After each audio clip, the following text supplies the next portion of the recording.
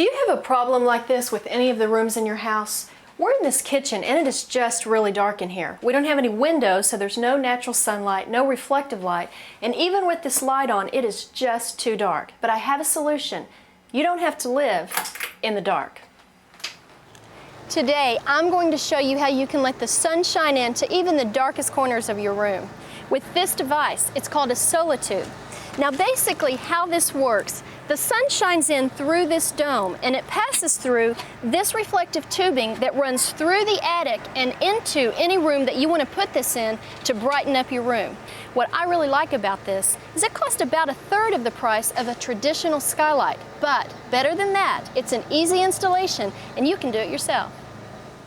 Putting a Solatube in the center of your room will give you maximum illumination, so you can visually mark the center of your room. And if you'll use a coat hanger to poke up through the ceiling, this is long enough so it will go through the insulation, and once you get up in the attic, you'll be able to find it. If you use a regular nail, that's not long enough to go through the insulation and you'll be digging around for it. So using this will just make it a lot easier. The reason that I ran the coat hanger up through the ceiling is to make sure that the Solatube was going to fit in this area. And since I'm working in the attic and all the insulation, I wanted to wear a long sleeve shirt, gloves, and the breathing mask for safety. Now the unit that I'm installing is 14 inches, so I need to make sure that I have at least 7.5 inches clearance from the nearest joist. So let me measure and see what I've got. Well, I've only got 4.5 inches of clearance and I need 7.5, so I'm gonna have to move this hanger over. I'm going to move this insulation out of the way so I can get a more accurate measurement to move my hanger over, but the benefit of moving this out of the way now is so that when I cut the hole in the ceiling, I don't have all this insulation falling down in my face. Okay, let me measure out 7.5 inches from this joist, and that's right there, so I can go ahead and poke my hanger through, and this is going to give me the center for my ceiling ring. I also need to mark the roof where the flashing is going to go. To do that, take a flashlight and place it right beside the hanger and then mark the center of the light, which will be right there.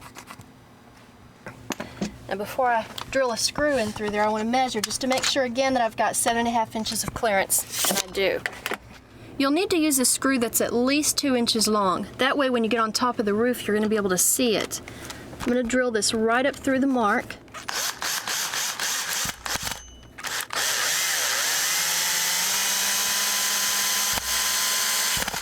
And that screw is going to be the center for my flashing. Well, here's our screw. This is the reference point for our flashing. And what's really great about this flashing, it's seamless still. So the seamless means we probably won't ever have any leaks. What we need to do is attach this to the roof. So I'm going to line up this screw right in the center. Just use a lumber crayon to trace around the inside of the flashing. This is where we're going to cut our hole out to install the flashing, and also the flashing holds the tubing. Use a reciprocating saw to cut the hole out. Lay your saw on top of the roof and put the blade on the outside of the mark. That's going to allow enough clearance for the flashing to fit.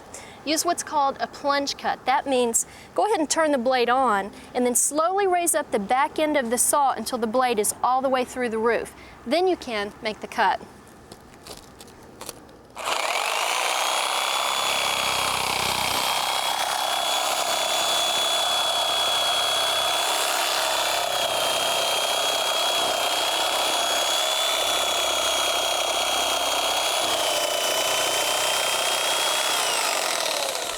At this point, go ahead and grab this screw and hold on to this piece so that it doesn't fall down through the ceiling when you're finished making your cut.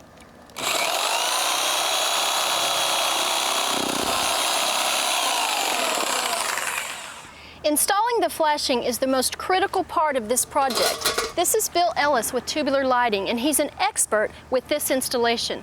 Bill, we don't want any leaks in the roof, so what are some of the problems that somebody might run into if they're doing this themselves? Well, eventually this flashing is going to be under some of these shingles.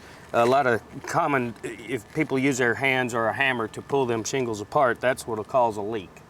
Well, now I know this has a tar adhesive underneath each shingle, so could that be a problem when they're trying to get up underneath there? Yes, it can. We'll use a flat bar to pry that apart, and I can show you the right way of doing it.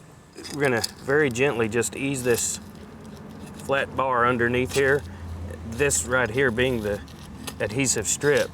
After you get it going, you just kind of use a saw-like method going across. Okay. And still just be very careful. Sometimes you have to come back and get another bite at it, and then that tab is up. And this is easy. This just slides right up underneath the shingles. Right. We'll start here at the bottom side and make sure you're on top of that felt paper. Just slide it up, square it up with your hole, make your shingles look in place. Yeah. You still need to put sealant on the top of your flashing because remember, you had to loosen the shingles to push the flashing in place. That's right, Teresa. Anybody for a homeowner doing this themselves, they need to make sure they seal the top side as well as the bottom so that they won't have a leak later on. We're going to secure the flashing with these screws. They've got pre-drilled holes in the flashing already. We just secure it to the deck. And be sure and seal over your screws too. To mark the ceiling, to make your cut, use this tool called a scribe. I don't need this anymore. This works just like a compass. I've got this set at 7 1/4 inches to make a 14.5 inch hole. That's large enough to accommodate the ceiling ring. So take the point, stick that right up through the hole and keep enough pressure to score the ceiling. Use a keyhole saw. This time you're going to cut just to the inside line right there and kind of wiggle to get the blade in, then you can use your palm to punch it up through there. Okay.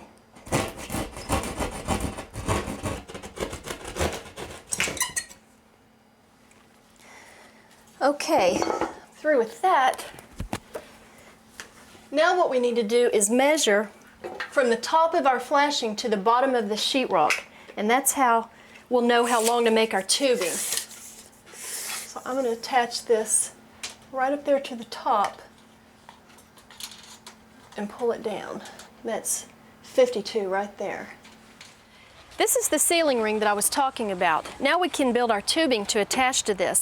And actually build, this is a quick assembly because these are pre-cut already, right? In 16 and 24 inch sizes? Right, and they all telescope into one another. This tube here is going to slide into that bottom tube, which we call the B tube. Just make sure that every joint gets taped. This is part of the joint. At this point you can leave this, take this piece out so you can rotate it without damaging your other part. Bill, does this tape come in the kit? Yes, ma'am, it does. On the 14 inch, you get 2 rolls of tape. It's a high quality foil tape. We've never had any problems with it melting or coming apart in the attics. As long as you rub it down real good on that tube and get it secured, well, you're just fine. This is the A tube, and this is the piece that seals around the top of our flashing. That's right, Teresa. Now, this joint will swivel. You just swivel it around looking down at your ceiling hole, and you can swivel it around until it matches straight up and down with that hole. When you're putting the dome on, put the same amount of pressure all the way around so that it's even. That's right. This is our Fresnel dome, which bends the light down that tube.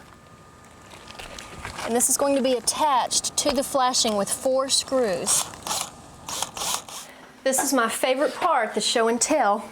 Let me put this tube up through here, and you're going to be able to see the light that I promised. Look at that. Already, that's pretty dramatic. Now, before you attach this, again, you're going to need to adjust your swivel, just like this. You got it. And also, that's making this flush with the ceiling. Okay, that looks pretty good. This is a no-access gasket. We'll put it about, it's about 1 inch from the top. It goes all the way around to seal that top joint that's hanging down from our flashing. And it's just a peel and stick to the tube. Okay, all the way around, and all then the way around, and just cut that off. Cut it just a little long, and then you bring it back so that you get a continuous seal there. Okay. That's it. It just goes right straight up. All right.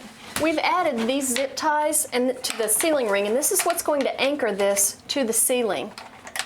Teresa, sometimes these zip ties are a little tricky. You need to twist them to the side of the tube till you get them in the sheetrock. Okay. and then they'll spring right into place. Yeah, I've got mine in. I got my two. Then you can line that tube up inside that A tube.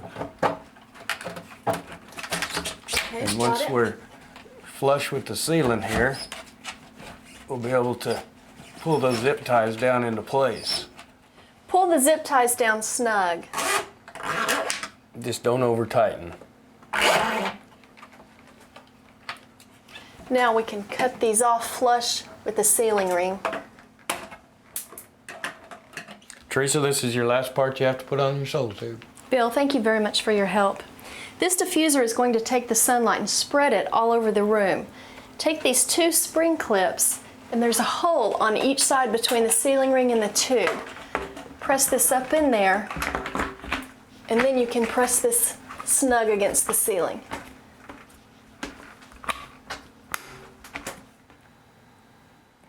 Look how much we brightened up this kitchen. Even if you didn't do this project yourself, you would still spend less than $500 to have this installed. And that's not too much to spend to bring a little light into your life.